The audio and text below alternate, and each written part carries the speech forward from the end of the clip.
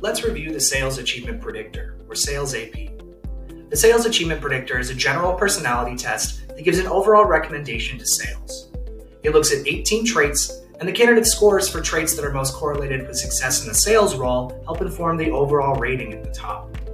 The SalesAP is 140 items, and although it is not a timed assessment, it takes about 10 minutes to complete. This is typically used for more traditional hunter-style sales roles, where they will be doing a lot of prospecting and cold calling in the position.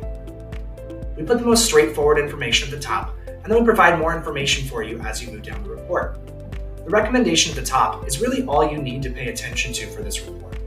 We do all the heavy lifting for you in identifying who would be most likely to be successful in a sales role. You will see either not recommended, recommended, or highly recommended for a sales role here in the results summary. However, if you would like to know what that recommendation is based on, then we've provided this overview below to show you which traits went into the recommendation and whether they are strengths or areas in need of attention. You can scroll even further down to see their scores on all 18 traits, but we still want to ensure that you know which traits matter to a sales role, so we've highlighted those traits in color. If you continue to scroll down the report, then you'll get a more in-depth explanation of the individual traits and how the person scored on each trait. Additionally, we have validity and response checks built into each of our personality tests. Those checks look at 3 different things. First, the inconsistent responding score makes sure they are paying appropriate attention when taking the assessment. It is essentially looking for contradictory answers.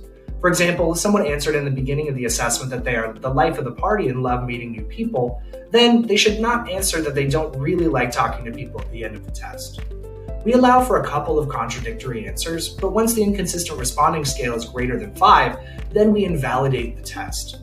If that happens, you will see a red validity warning at the top of the score report. The second check is looking for what we call self-enhancing. There are specific prompts asked throughout the test that are designed to see how much someone is self-enhancing. Self-enhancing scores should not be interpreted as blatant dishonesty. Humans have a natural tendency to self-enhance, and in most cases, this is someone simply trying to put their best foot forward as they are attempting to demonstrate that they're going to be the best fit for the job.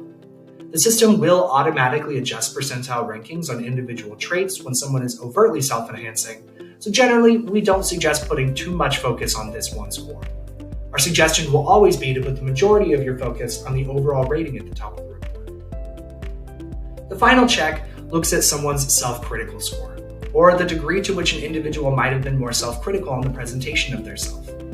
Like the self-enhancing score, we don't suggest putting too much focus on this particular data point, as the overall rating at the top of the report is going to be the most helpful information to use for your screening purposes.